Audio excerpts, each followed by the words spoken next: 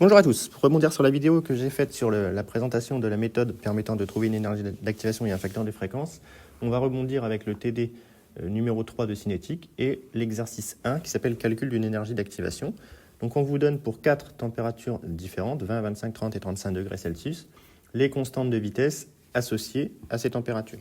Dans un premier temps, on a une question un petit peu autre qui nous demande de déterminer l'ordre de la réaction étudiée, sans aucune méthode ici.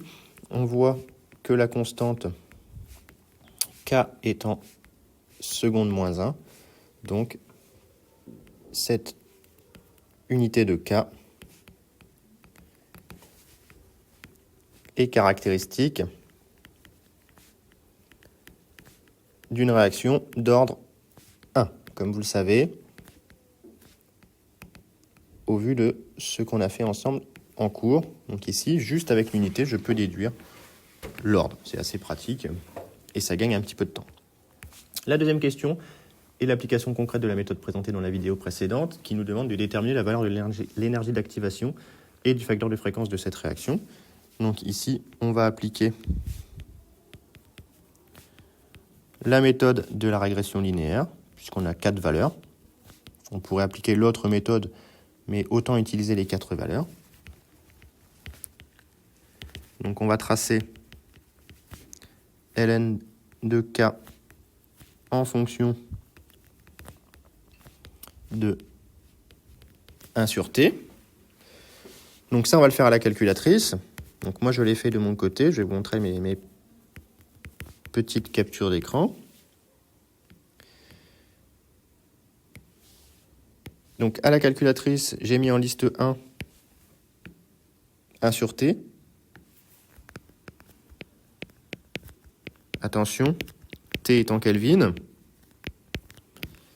Et j'ai mis en liste 2 ln de K, où j'ai laissé K en seconde moins 1. Et donc à partir de ça, j'ai effectué la régression linéaire. Voilà. Qu'est-ce que je dois déduire de ma régression linéaire? Premièrement, je dois déduire que le R carré, ici, il est extrêmement proche de 1, donc modèle très fiable. Donc ici, on peut en déduire que la loi d'Arrhenius est clairement vérifiée.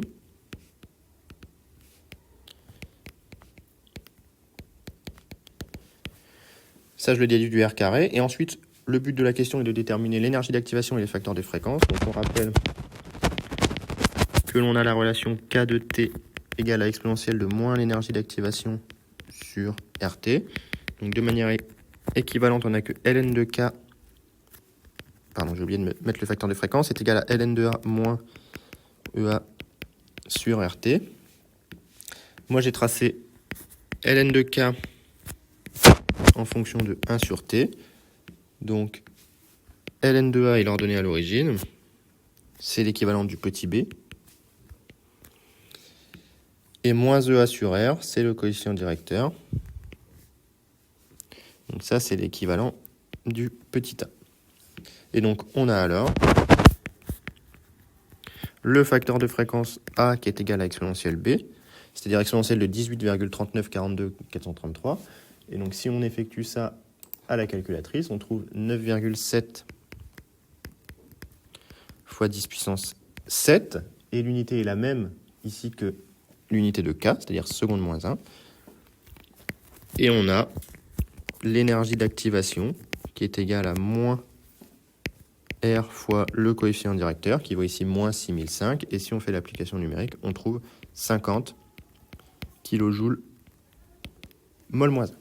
Donc voilà pour cet exercice qui est assez rapide et assez facile. Il faut bien penser à utiliser la méthode de la régression linéaire.